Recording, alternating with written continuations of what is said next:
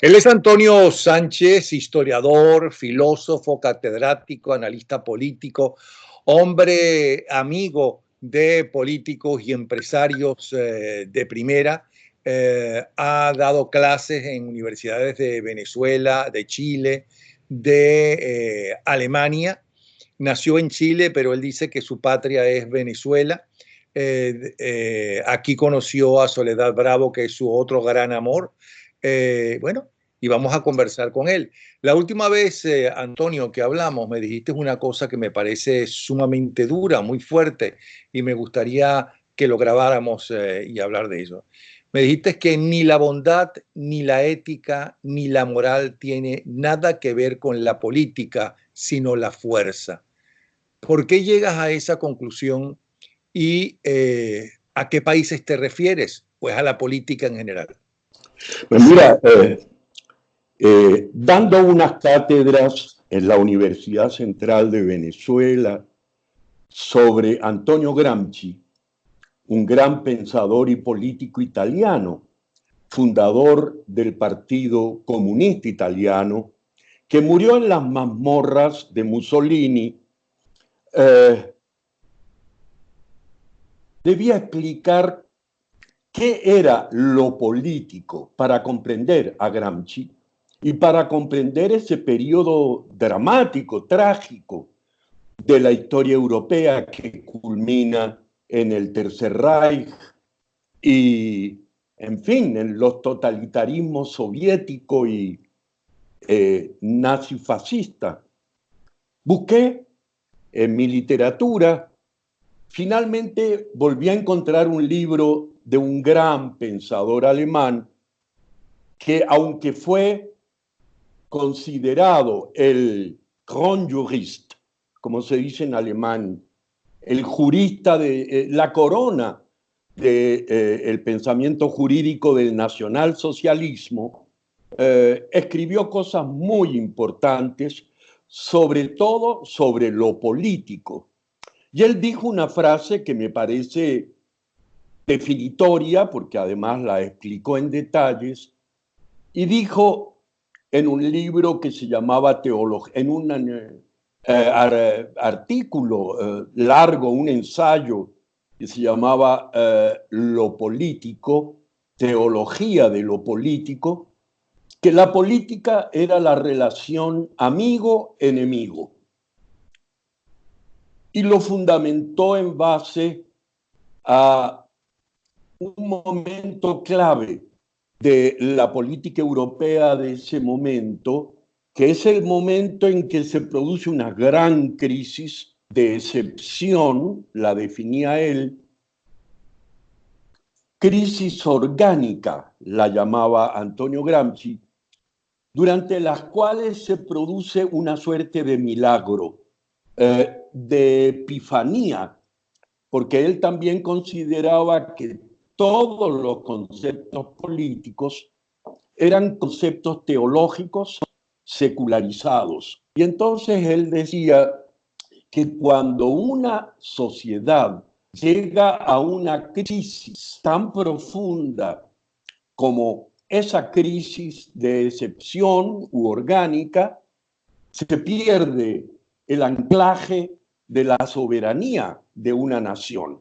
La nación queda, por decir así, a la deriva y un poco a disposición del primer aventurero capaz de apoderarse de sus instituciones, sobre todo de apoderarse del Estado, y en base a ese concepto de lo político como la relación amigo-enemigo, apoderarse del Estado y aniquilar al adversario convertido en enemigo.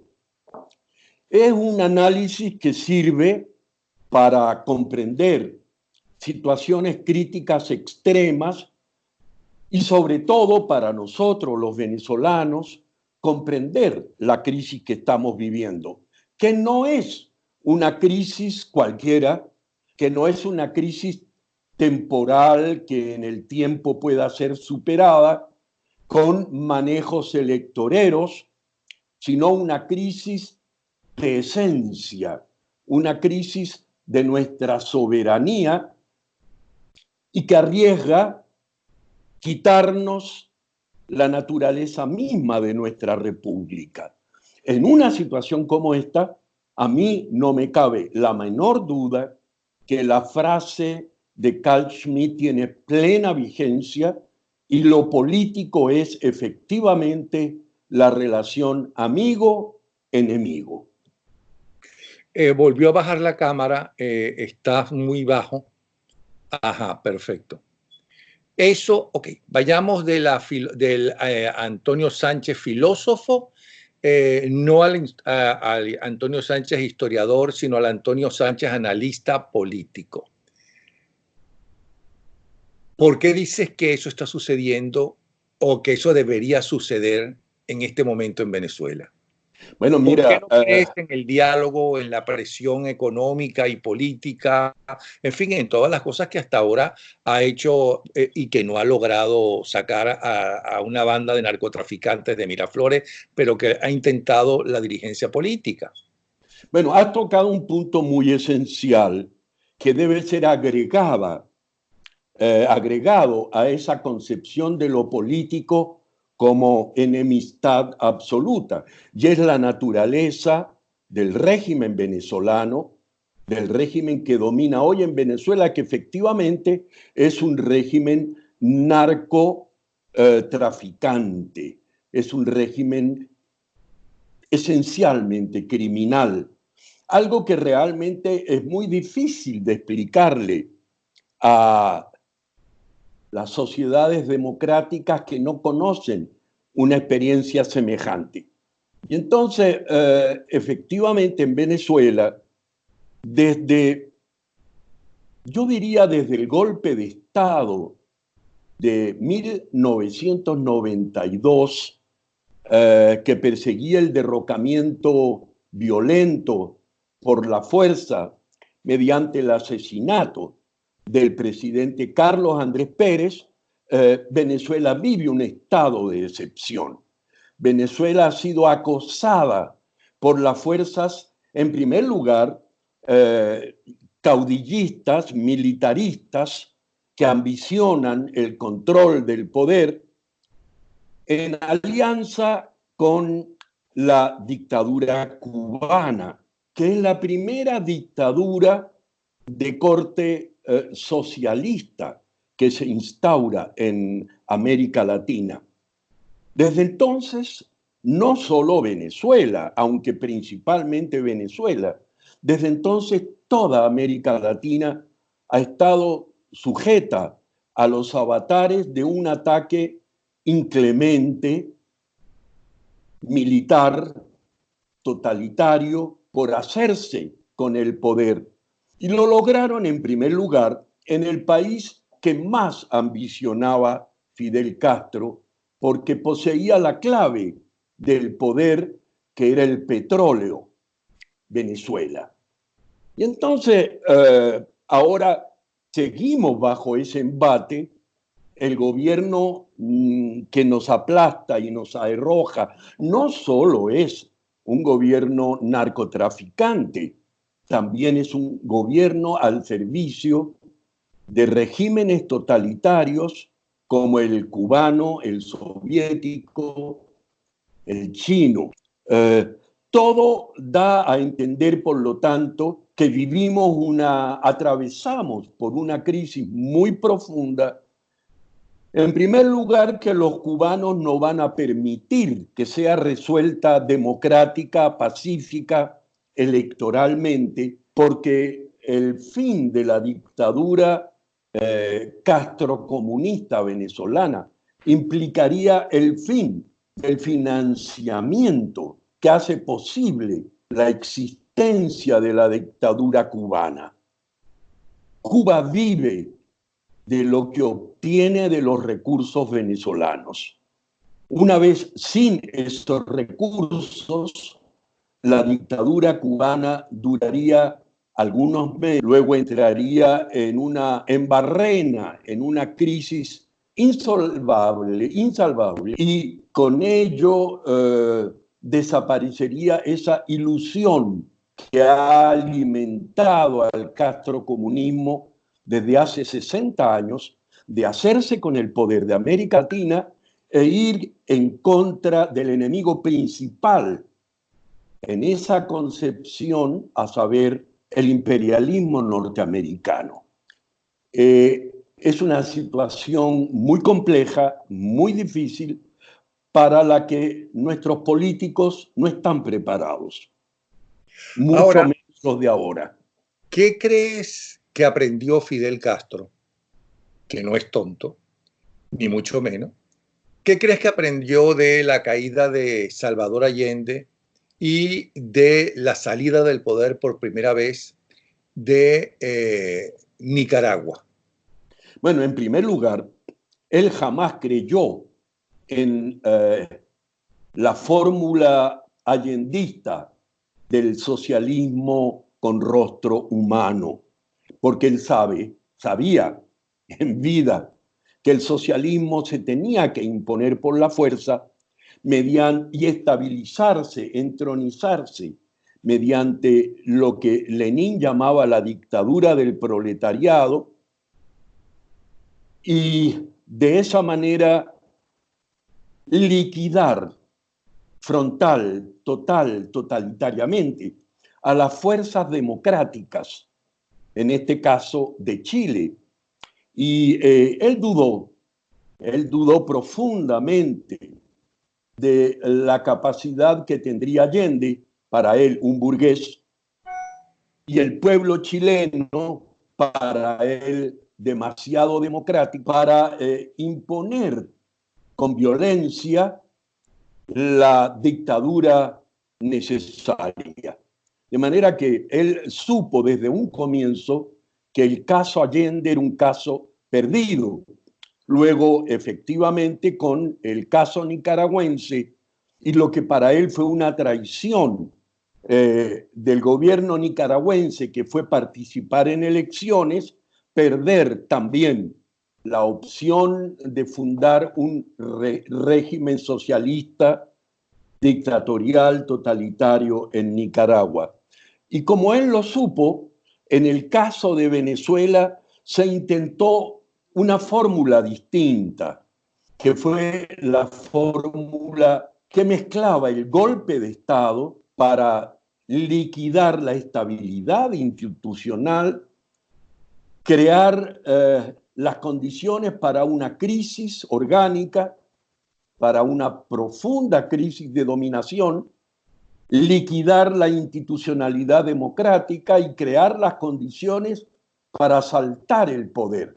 De hecho, en el 6 de diciembre de 1998, mediante unas elecciones absolutamente irracionales, porque permitieron que se hiciera con el poder la banda cubano-venezolana que aspiraba a liquidar la democracia venezolana, hacerse con el poder y tratar de construir lo que efectivamente tampoco han podido construir. Pero ¿qué podían haber hecho si era un régimen democrático y por las elecciones había ganado Chávez Frías? Es lo mismo que decir qué pueden hacer los que luchan y que creen en la democracia en España con la llegada de Podemos al poder y con la llegada de Pedro Sánchez al poder.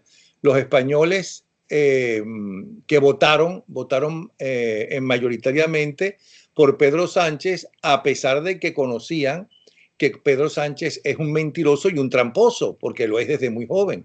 ¿Qué puede hacer? El rey va a decir, no, eso no va a ser así. Los partidos políticos que ahora están en la oposición y el PP va a decir, no lo aceptamos. No porque no sería democrático, serían igual que los otros.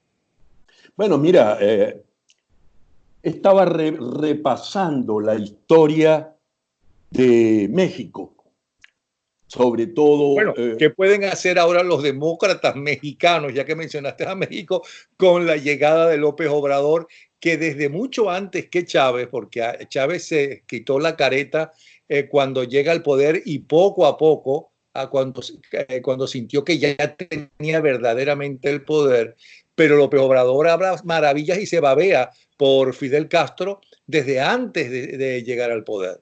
Bueno, mira, yo me quería referir a la trágica situación que se les planteó a los latinoamericanos en tiempo precolombino, que no tenían los anticuerpos, no estaban inmunológicamente preparados para las enfermedades que trajeron los conquistadores, sobre todo la viruela, que diezmó por millones a los habitantes del Nuevo Mundo. Tampoco las democracias están preparadas inmunológicamente para oponerse a quienes mediante la democracia pretenden asfixiarla. Es un problema muy grave porque en todos los parlamentos latinoamericanos hay comunistas y hay comunistas que lo que quieren es apoderarse del poder para instaurar un régimen castrocomunista. Ahí vemos en Chile la tragedia por la que atraviesa Sebastián Piñera y los otros partidos que tienen que aceptar, dada la existencia de un régimen liberal democrático, el pleno despliegue de la oposición, cualquiera ella sea. Hay un problema que ahí no tiene hasta el momento visos de solución. España va a atravesar un periodo muy duro porque Alemania, por ejemplo, que sufrió el nazismo, fue muy estricta después de vencerlo y ha hecho absolutamente imposible que renazca y se incorpore a la vida político-democrática de la sociedad. Entonces hay un problema muy grave. Yo veo hasta con estupor la ingenuidad, por ejemplo, en nuestro caso, que estamos ya al borde de la extinción como república, que aún haya quienes apuestan al entendimiento democrático con el régimen.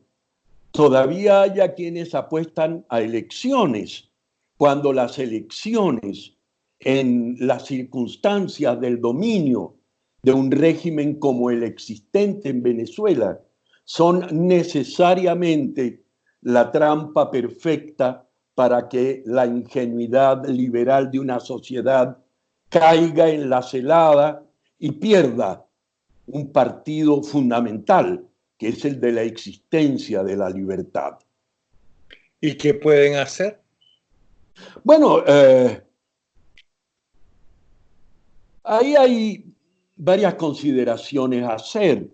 En el caso de Chile, sabemos qué hizo la sociedad chilena para impedir que el proyecto totalitario de la izquierda de la Unidad Popular tuviera éxito. Fue recurrir a la última frontera del resguardo estatal, las Fuerzas Armadas. Pero claro, consciente de eso, y eso sí tiene que ver con lo que me preguntabas sobre lo que había aprendido Fidel Castro. Fidel Castro aprende del caso chileno que para poder imponer un régimen totalitario en una sociedad latinoamericana hay que vencer a las Fuerzas Armadas, hay que someterlas y una vez sometidas ir al asalto del poder sin encontrar oposición. Esa fue el gran aprendizaje que se ha practicado en el caso venezolano. Entonces, ¿qué se puede hacer?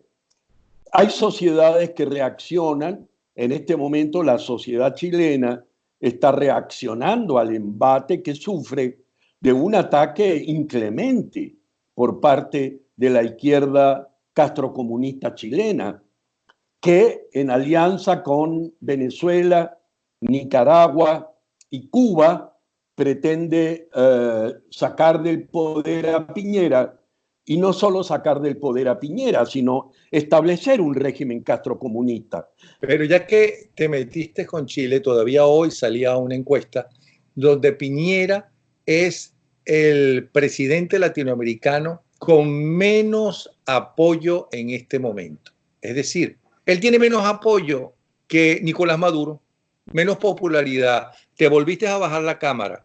Es decir, los chilenos no recuerdan lo que vivieron, por ejemplo, cuando Salvador Allende. Los chilenos no recuerdan lo que pasó con el gobierno de Augusto Pinochet y la persecución donde caen, como le dijo Augusto Pinochet a un amigo común, le dijo, lo último que se debe hacer es sacar el ejército a la calle, porque tú no puedes medir el miedo del soldadito, con lo cual en privado le estaba reconociendo que hubo muchos más muertos y muchos inocentes también muertos. Y en cuanto, eso por un lado, ¿por qué se arriesgan a lo que se están arriesgando los chilenos? Porque no solamente son los grupitos que de repente pueden quemar el metro, sino que las manifestaciones eran muy grandes de descontento, no en contra, no procomunistas, pero sí de descontento. Y en cuanto a otra cosa que dijiste que me gustaría que también aclarara o hablara, que en el caso de Venezuela y el narcotráfico, Venezuela no es el único país donde el narcotráfico ha llegado a la presidencia. Se ha hablado inclusive en Colombia de un presidente, ¿no? El poder del narcotráfico es impresionante porque han tenido parte de Colombia, tenían muy buena parte de Colombia que Uribe y Santos como ministro de la Defensa fue reduciendo, aunque Santos después ya sabemos cómo se comportó. Centroamérica habla de que las guerrillas, el narcotráfico es todo un poder. Entonces, y hasta es lógico que los narcotraficantes llegaran al poder porque eso les da todavía más facilidad de lo que a ellos les interesa, el dinero, la gran industria que es el narcotráfico. ¿Qué nos puedes decir de las dos cosas? ¿Por qué el pueblo chileno se arriesga tanto? Y el poder del narcotráfico, ¿por qué no se ha enfrentado más vigorosamente en toda América Latina? Bueno, mira, desde Santayana, el pensador español, existe la conciencia de que quien olvide la historia arriesga repetirla. Los chilenos, desgraciadamente, por razones de transcurso generacional, han olvidado lo que vivieron durante los años 60. Ya han pasado más de 50 años. Y las promesas, el populismo, la creencia de que se está maravillosamente bien en Cuba y en Venezuela, llevan a comportamientos tan delirantes como el de creer que el régimen venezolano es imitable. Y Piñera ha cometido un grave error, pero es también humano. Piñera ha querido ganarse la simpatía de las izquierdas chilenas sin consideración a las profundas diferencias estratégicas entre la derecha y la izquierda en Chile. Y por ganarse esas simpatías ha hecho algo que a mí me parece inconcebible. Ha desconocido, como por cierto la ha desconocido también Vargas Llosa y muchísimos intelectuales y pensadores, que la situación vivida con Pinochet no fue deseada por la sociedad chilena, fue impuesta por las circunstancias. Y claro, ante la eventualidad de perder la libertad y el liberalismo que la sustenta, decidieron por un hombre fuerte. A mí me da mucha tristeza que Piñera no haya sabido equilibrar las cosas, defender a su país, defender las maravillosas conquistas permitidas por y logradas por la concertación, y cerrarle la puerta a bueno, a la conspiración que se ha montado contra la sociedad chilena. El precio ha sido brutal y Piñera, que fue electo con una mayoría aplastante, se ve hoy creo que con un 4% de respaldo. Y fue así porque en el fondo a Piñera no se le echa tanto en cara los logros, sino lo que los chilenos consideran una traición frente al embate del castrocomunismo. No perdonan que Piñera haya pedido perdón por el uso de la fuerza para impedir la devastación de bienes públicos fundamentales, esenciales. Entonces, están enojados con Piñera porque Piñera no ha sabido tener mano dura y ejercer la autoridad, investirse de autoritas. Los chilenos prefieren un gobierno capaz de asegurarles la sobrevivencia de su institucionalidad democrática. No, no es el caso comparable con Venezuela de ninguna manera. Y es muy preocupante porque por defender los derechos humanos prácticamente se han castrado, han limitado trágicamente la acción de seguridad pública de las fuerzas de carabineros.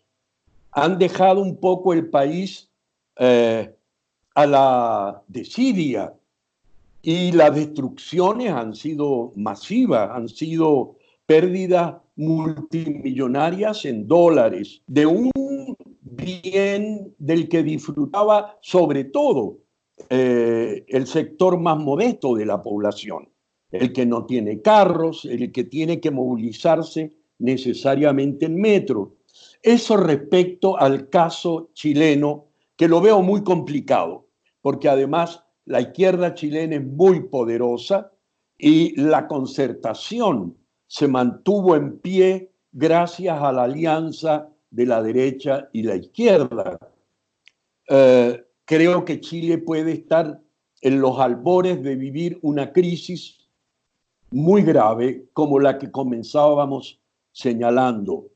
El otro caso que me preguntabas, discúlpame que te lo El vuelva a poder del preguntar. narcotráfico en las naciones en el mundo entero y cómo llegan al poder, aunque no tan descaradamente como lo que está sucediendo en Venezuela, pero también hay una razón.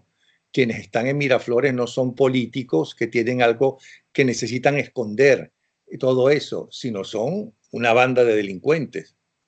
Bueno, Pero mira, el narcotráfico es un mal, un delito verdaderamente monstruoso que ha devorado a la sociedad contemporánea. Yo recuerdo en mi niñez haber oído de la coca y que había algunos malandros que consumían coca. Después en Europa vi que no eran malandros, que eran profesionales. por Y favor, ya en sube de nuevo. Te voy a acusar con Soledad para que te regañe. No toques deja la cámara tal y como. ¿Está bien? No, ahora, déjala así. Sí, lo que pasa es que es una tablet, Pues, una Macintosh que tiene muchos problemas, es muy vieja. Pero en fin, en a fin. quien, a quien va a regañar Soledad es a mí, que la estoy poniendo como un ogro.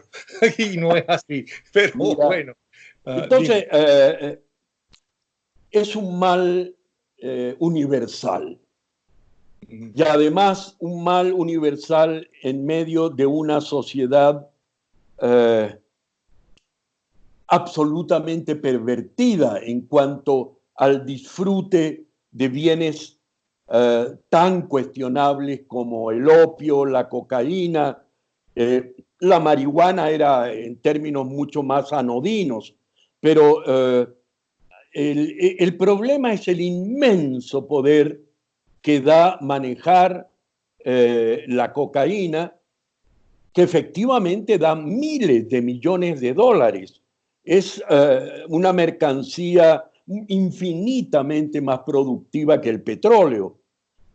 Y en el caso de Venezuela ha venido precisamente a superar la crisis petrolera, otorgándole a través de la alianza con la FARC y las guerrillas bolivianas o el régimen inclusive de Evo Morales, ha venido a suplir la necesidad de financiar las movidas de esta izquierda totalitaria, de manera que ahí está el servicio de mafias, porque el problema de Venezuela es estar en manos de mafias además no solo venezolanas, sino mafias rusas, mafias chinas, mafias del Medio Oriente.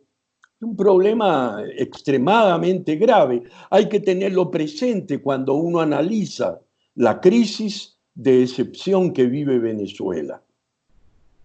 Ahora, si la política no es ni bondad, ni ética, ni moral, como hasta ahora se ha llevado unas veces más, otras veces menos en Venezuela, si la política, cuando falla el diálogo, vamos a llegar a acuerdos, ¿qué pides tú para irte? ¿Qué puedo ofrecerte yo para que te vayas? Y eso no se da, ¿no? Porque ¿qué le puedes ofrecer a un elemento que está ya denunciado y con pruebas por violación de los derechos humanos? O hay pruebas ya que pertenece a un grupo de narcotraficantes. Por lo tanto, internacionalmente, ¿qué Estado puede darle, ¿no? Cobijo a este tipo de gente? Otra cosa diferente es un dictador, ¿no? Un dictador normal y corriente. Si es por la fuerza, la única salida que podría tener Venezuela en este momento, ¿con qué fuerza contamos? Bueno, en primer lugar, quiero poner sobre relieve que no es que la política no tenga nada que ver con la ética ni con la moral. De hecho, la ética y la moral movilizaron a Platón y a Aristóteles porque regir el orden público es una tarea de alta conciencia moral. De manera que la política deja de tener esa trascendencia ética y moral precisamente cuando la sociedad entra en crisis. Tenemos que guardarnos de los conceptos. Yo no digo que la política esté reñida con la ética. Al contrario, nosotros, seguramente tú también, fuimos educados desde nuestra niñez en la comprensión de lo político como el ejercicio del bien público, es decir, permitir que la sociedad se desarrollara sin desviarse por los meandros de la delincuencia y la maldad. Y nosotros tenemos brillantes ejemplos de grandes políticos que fueron ejemplarmente democráticos y morales. No solo, desde luego, nuestra era democrática en ese sentido fue muy notable. No vamos a hablar de grandes notabilidades como Bolívar, como Páez, como Guzmán Blanco, en fin. La política, el ideal político es el que se ciñe estrictamente a los principios morales que deben regir a una sociedad. Con eso quiero evitar el malentendido.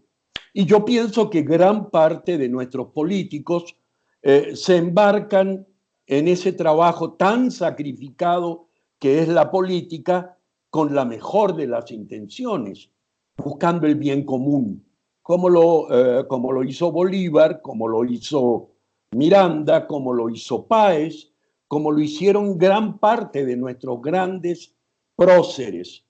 Eso creo que es un problema que debemos manejar con cuidado. Ahora, recuperar esa tónica altamente ética y moral de nuestra acción política es una tarea permanente, es una tarea que tenemos planteado todos los ciudadanos, sobre todo quienes ejercemos la labor de esclarecimiento intelectual, quienes tenemos la obligación de llamar la atención sobre los puntos conflictivos que podrían desembocar precisamente en un gobierno de fuerza, en una dictadura, en una tiranía. Yo creo que los chilenos de ninguna manera querían la tiranía que tuvieron con el general Pinochet.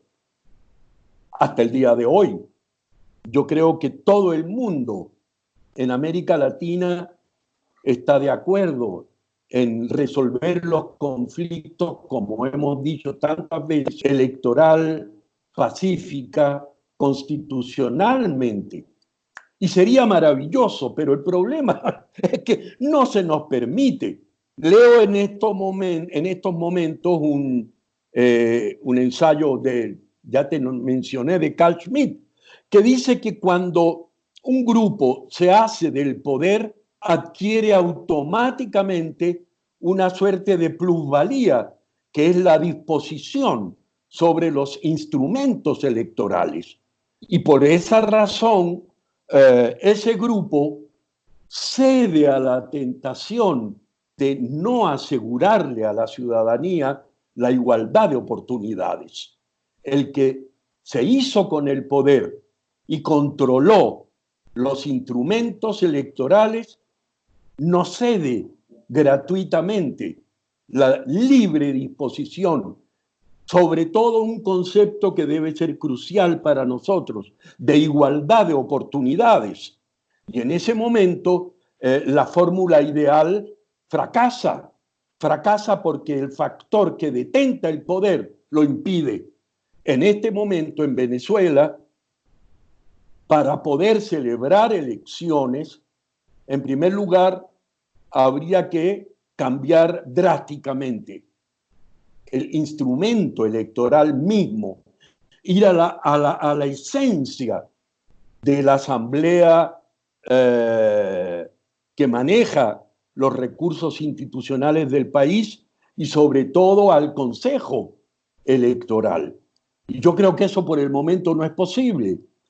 Y eso nos obliga entonces a resolver, a dirimir nuestras diferencias de otra manera. Es trágico, pero es una imposición que sufrimos de parte del poder. No es una búsqueda consciente y voluntaria de quienes apuestan al entendimiento y al acuerdo en buenos términos de los conflictos intersociales.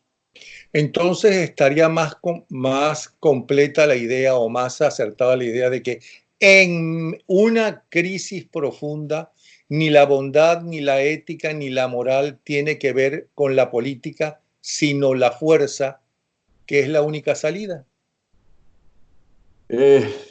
Bueno, es problema de exposición. Yo diría, en una sociedad en donde los instrumentos constitucionales reconocidos institucionalmente para resolver las diferencias intergrupales están vedados, están violentados, están secuestrados, como dice la misma Constitución, la sociedad tiene el derecho a rebelarse. No es algo que lo inventamos nosotros, es algo que está en San Agustín, es algo que está en San Ignacio, es algo que está en la patrística cristiana, que la dictadura es mala, rebelarse contra el totalitarismo dictatorial es lógico, es natural y es bueno.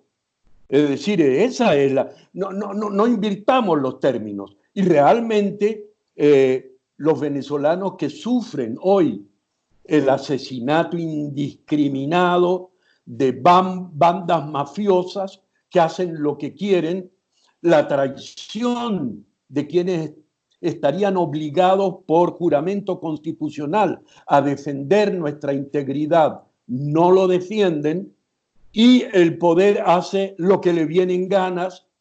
Se hace perfectamente legítimo que el ciudadano, como dice la Constitución, defienda sus principios y los defienda, así sea al precio de la sangre, del sudor y las lágrimas. Ok.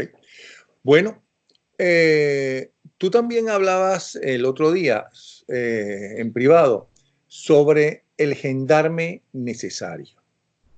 ¿Crees que en Venezuela es necesario nuevamente un gendarme como lo fue en el caso de Juan Vicente Gómez, por ejemplo?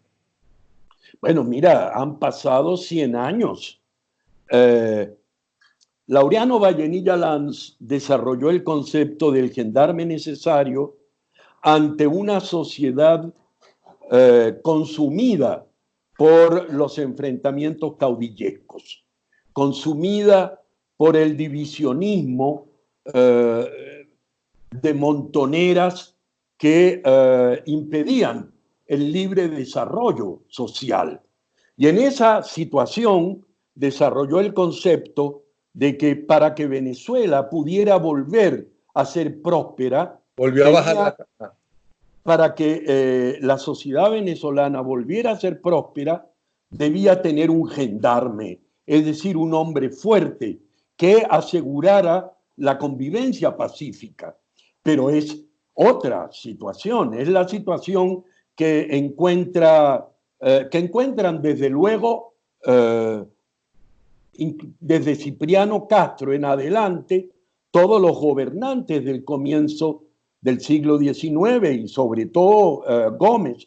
Ese concepto tiene que ver con una maldición que nos ha lastrado a los venezolanos, que es la carencia de sociedad civil, la carencia de civilidad y la abundancia exorbitante de la violencia, de la fuerza, del militarismo.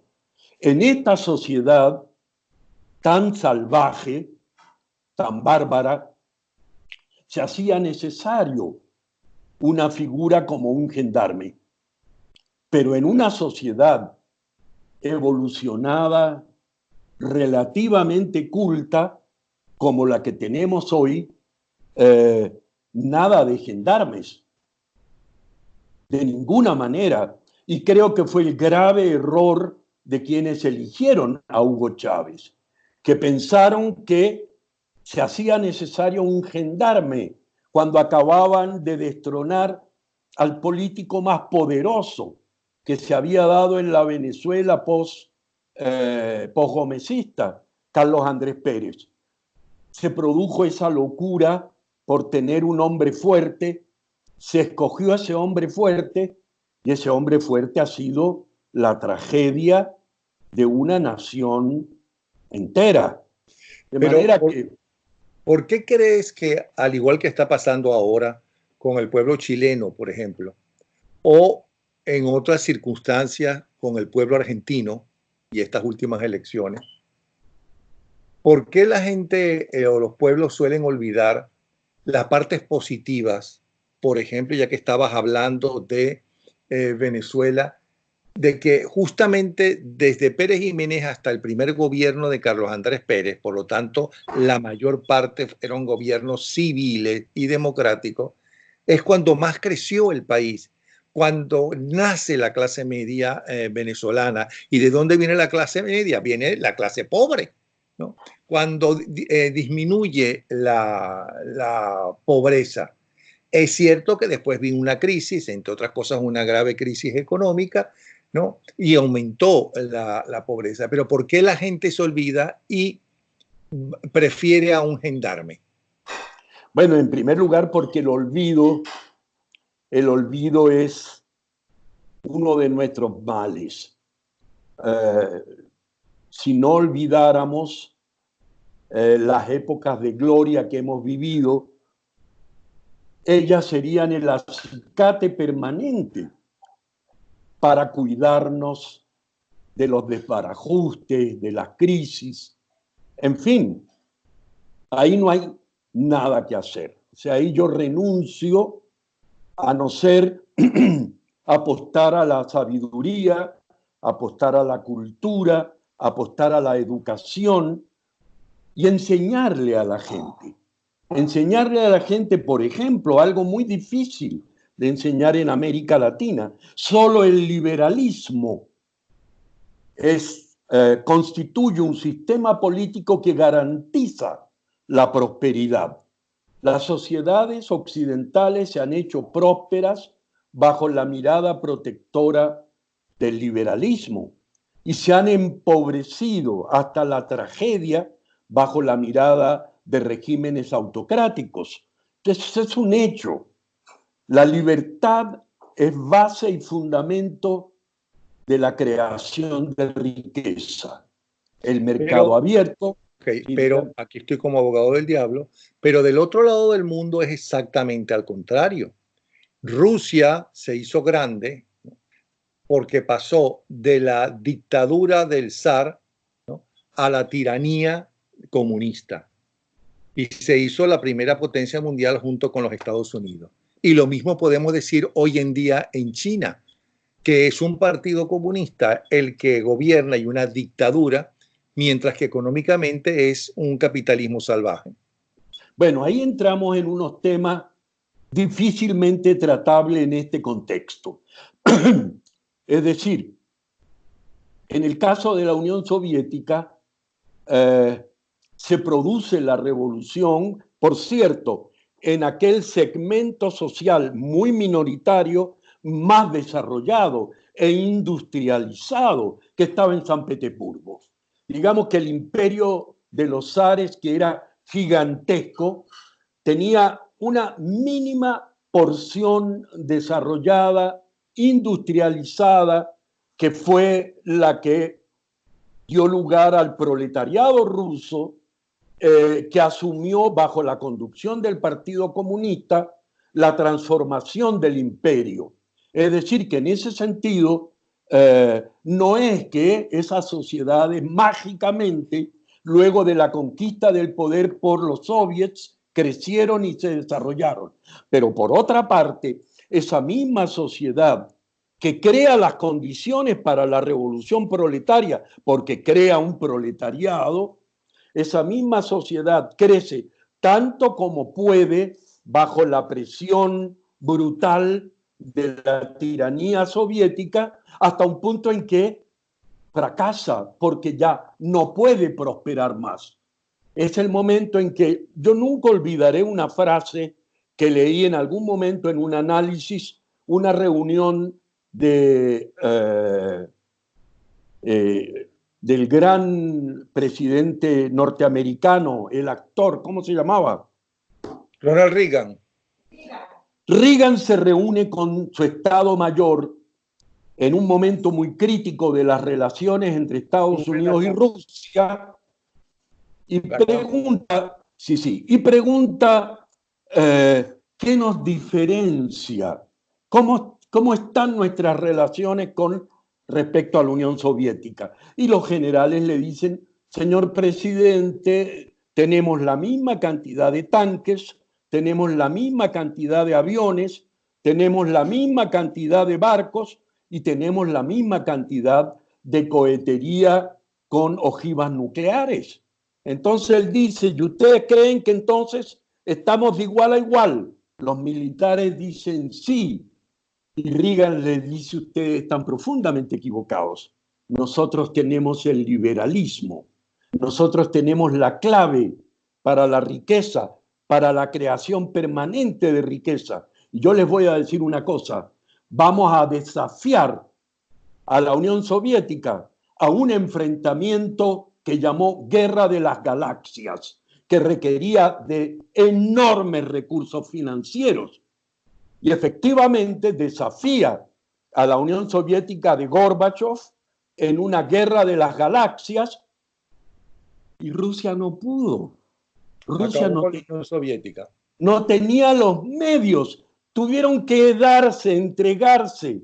Es decir, vamos con cuidado en el análisis de la situación. Respecto de China, en el caso chino es muy interesante porque China reconoce que el régimen soviético y la revolución cultural son desastrosos. La cantidad de decenas de millones de asesinados por la revolución cultural china es inenarrable. Y en un cierto momento, una nueva dirigencia comprende que tiene esclavizada una gigantesca, una monstruosa masa de fuerza de trabajo que no está trabajando y decide apostar toda su fortuna, toda su riqueza y todo su futuro a la incorporación de esas gigantescas masas esclavizadas a procesos productivos y le echan pichón a un capitalismo de Estado. Eso es lo que ha sucedido, con un problema muy grave en el caso chino, y es que no se le ve el queso a la tostada. Y eso le pone límites muy drásticos y dramáticos a la dirigencia china, que va a tener necesariamente que ir a la democratización de la sociedad china, porque solo democracia y riqueza son compatibles. Tiranía y riqueza no son compatibles. Bueno, puede ser este un buen final y un final por lo menos esperanzador. Gracias, Antonio. Esperemos que dentro de poco estemos de nuevo conversando y escuchando tus puntos de vista. Antonio Sánchez. Yo encantado, además de toda la vida, te considero un gran periodista y en mi caso, más que un gran periodista, un gran amigo. Lo mismo digo, somos grandes amigos. Un abrazo para ustedes, ¿sí? Y los dos estrechemos nuestros brazos por el futuro de esta tierra de gracia, que es uno de los países y de las sociedades más maravillosas que aún sobreviven. Sí, señor. Antonio Sánchez.